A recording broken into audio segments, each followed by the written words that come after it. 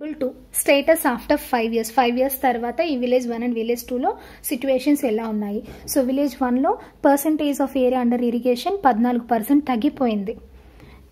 Wells ఎన్ని తగ్గిపోయాయి? 39% తగ్గిపోయాయి. మైనస్ అంటే తగ్గినాయి అని అర్థం. So percentage change in area under crops, ప్యాడీని ఎక్కువగా గ్రో చేస్తున్నారు కదా. కే అంటే ఖరీఫ్ సీజన్ అంటే సమ్మర్లో గ్రో చేస్తారు. ఆర్ అంటే రబీ సీజన్ వింటర్ సీజన్లో గ్రో చేస్తారు. సమ్మర్లో గ్రో చేసే ప్యాడీ 17% తగ్గిపోయింది. వింటర్లో గ్రో చేసే ప్యాడీ 17% తగ్గిపోయింది. కాటన్ వచ్చేసరికి 163% పెరిగింది.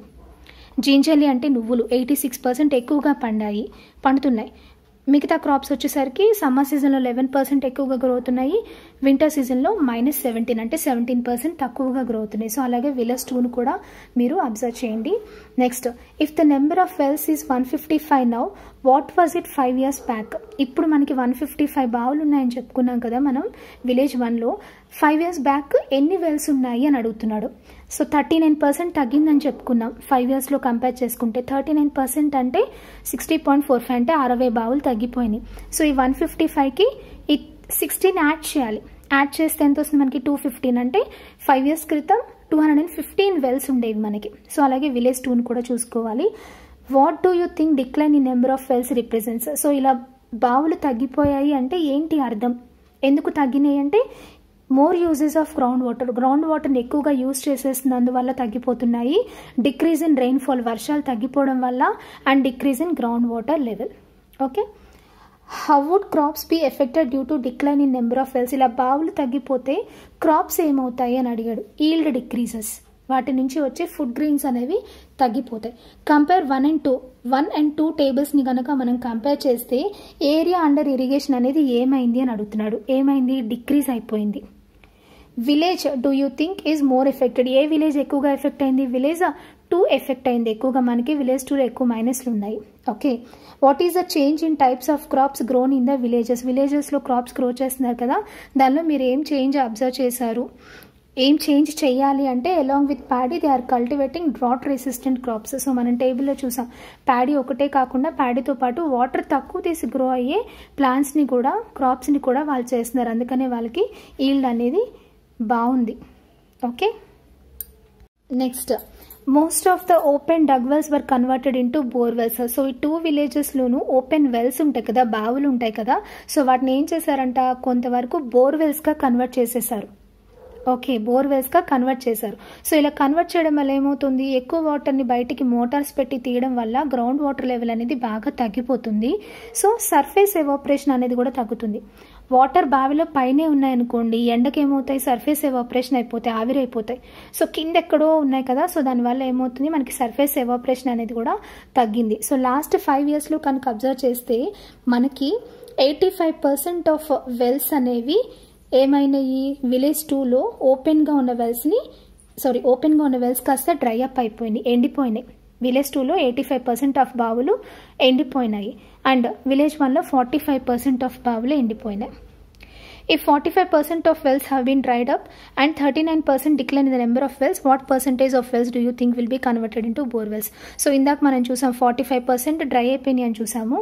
ముందు టేబుల్లో 39% వెల్స్ తగ్గిపోయినాయి అని చెప్పాం. సో ఇంకా ఎంత పర్సెంటేజ్ ఆఫ్ వెల్స్ బోర్ వెల్స్గా కన్వర్ట్ చేశారు అంటే 45 + 39 ఎంత? 84.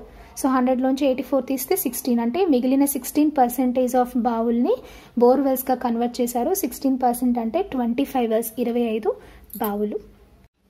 Next, by comparing the 2 villages find out where great number of wells dried up. 2 villagesని కంపేర్ చేస్తే ఏ విలేజ్లో ఎక్కువ బావులు ఎండిపోయాయి?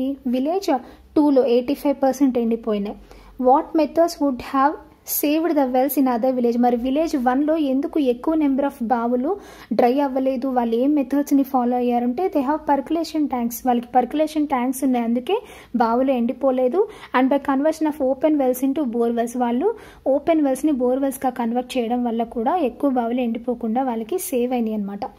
Which type of farmers? Those having small land holdings or those having large land holdings are most affected. So village 1 village 2 రెండిట్లోనూ బావులు ఎండిపోయినాయి కదా కొంతవరకు. సో ఏ ఫార్మర్స్ ఎక్కువ నష్టపోయారు? స్మాల్ ల్యాండ్ హోల్డింగ్స్ అంటే తక్కువ ఎకరాల భూమి ఉన్న వాళ్ళ, ఎక్కువ ఎకరాల భూమి ఉన్న వాళ్ళంటే ఆబ్వియస్లీ లార్జ్ ల్యాండ్ హోల్డింగ్స్, ఎక్కువ ఎకరాలు ఉన్న వాళ్ళే నష్టపోతారు. ఎందుకంటే they need a lot of water for irrigation. So క్రాప్స్ని పెంచాలి, నీరు పట్టాలంటే వాళ్ళకి ఎక్కువ వాటర్ కావాలి. సో ఇక్కడ బావులు ఎండిపోయినాయి కదా, సో వాళ్ళ పొలం మొత్తం తడపడానికి వాటర్ ఉండవు, అందుకని వీళ్ళు ఎక్కువ నష్టపోతారు. స్మాల్ హోల్డింగ్స్ వచ్చేసరికి ఎలాగో తక్కువ భూమే కదా, వాళ్ళకి తక్కువ వాటర్ సరిపోతుంది. Okay, if water resource becomes scares will it effect the nature of soil in an area? ఒకవేళ వాటర్ తగ్గిపోతుందని చెప్తున్నాం ఈ ఏరియాస్లో, దానివల్ల సాయిల్లో ఏమైనా తేడా వస్తుందంటే అఫ్ కోర్స్ సాయిల్ ఏమవుతుంది, కొన్నాళ్ళకి బీడు భూమిలాగా మారిపోతుంది. ల్యాండ్ బికమ్స్ బ్యారన్, అంటే అందులో ఇంకా క్రాప్స్ పెరగవు, నీటిని అబ్జర్వ్ చేసుకునే కెపాసిటీ కోల్పోతుంది soil. As wells dry up, how are people in the area dependent on the well affected area? So బావులు ఎండిపోతున్నాయని చెప్పాం కదా, కేవలం బావుల మీద డిపెండ్ అయ్యే పీపుల్ ఉన్నారుగా విలేజ్లో, సో వాళ్ళు ఎలా ఎఫెక్ట్ అవుతారని అడుగుతున్నాడు. They will lose their livelihood, వాళ్ళ జీవనాధారం కోల్పోతారు వాళ్ళు. ఎందుకని? They were unable to cultivate their crops, వాళ్ళ పంటల్ని వాటర్తో తడపడానికి వాళ్ళకి వాటర్ లేవు, అందుకని క్రాప్స్ సరిగా పెరగవు, ఫుడ్ సరిగా పండదు వాళ్ళకి.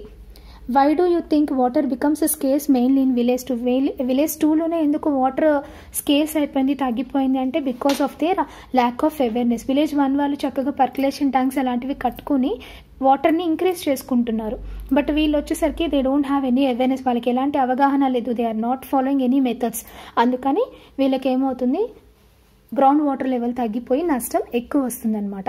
So water is usually pumped out of wells and borewells using electricity. మనకు తెలుసు వెల్స్లో కానీ బోర్వెల్స్ నుంచి కానీ వాటర్ని బయటికి తీయాలంటే we have to use a Motors పెట్టి ఎలక్ట్రిసిటీతో బయటికి తీయాలి వాటర్ని. సో ఆ మోటార్స్ అవన్నీ ఫిక్స్ చేయాలంటే మనకి pump sets, pipe line connections ఇవన్నీ చేసుకోవాలి. సో వీటన్నిటికీ కూడా బోల్డ్ అంతా ఎక్స్పెండిచర్ చేయాలి, చాలా ఖర్చు చేయాల్సి వస్తుంది ఫార్మర్స్. ఓకే, సో ఇంత ఖర్చు చేసినా సరే both capital and running cost were lowest in village 1 and highest in village 2. So village 1 వాళ్ళతో కంపేర్ చేస్తే విలేజ్ 2 వాళ్ళకి ఎక్కువ కాస్ట్ అవుతుందంట. ఇలా పైప్ లైన్ సిస్టమ్స్ అన్నీ చేసుకుని మోటార్స్ ఎలక్ట్రిసిటీతో తీయడానికి వాళ్ళకి ఎక్కువ ఖర్చు అవుతుంది. విలేజ్ 1లో వాళ్ళకి తక్కువ అవుతుంది, ఎందుకని విలేజ్ 1లో వాళ్ళకి ఆల్రెడీ వాటర్ ఎక్కువగా ఉంది. సో వాటర్ భూమి అడుగు నుంచి తీయక్కర్ల, వాళ్ళు ఎక్కడో కింద నుంచి తీయాలి అంటే మోటార్కి ఎక్కువ కరెంట్ కాలుతుంది. బట్ విలేజ్ 1లో ఇది లేదు, పర్కులేషన్ ట్యాంక్స్ అవన్నీ ఉండడం వల్ల వాటర్ సఫిషియెంట్గా ఉంది కాబట్టి వాళ్ళకి ఎక్స్పెండిచర్స్ తక్కువ అవుతున్నాయి, వీళ్ళకి ఎక్స్పెండిచర్స్ అనేవి ఎక్కువ అవుతున్నాయి. సో దట్ ఈస్ అబౌట్ ఆ టాపిక్. మీకు ఎక్కడ అర్థం కాకపోయినా నన్ను కమెంట్ సెక్షన్లో అడగండి, నేను డెఫినెట్గా ఆన్సర్ చేస్తాను. మీకు 3-4 టేబుల్స్ని నేను నెక్స్ట్ వీడియోలో ఎక్స్ప్లెయిన్ చేస్తాను. ఓకే, ఈ వీడియో కనుక మీకు అర్థమైతే లైక్ చేయండి, ఎక్కడైనా కన్ఫ్యూజన్ ఉంటే కమెంట్ చేయండి. Thank you so much for watching. జై హింద్.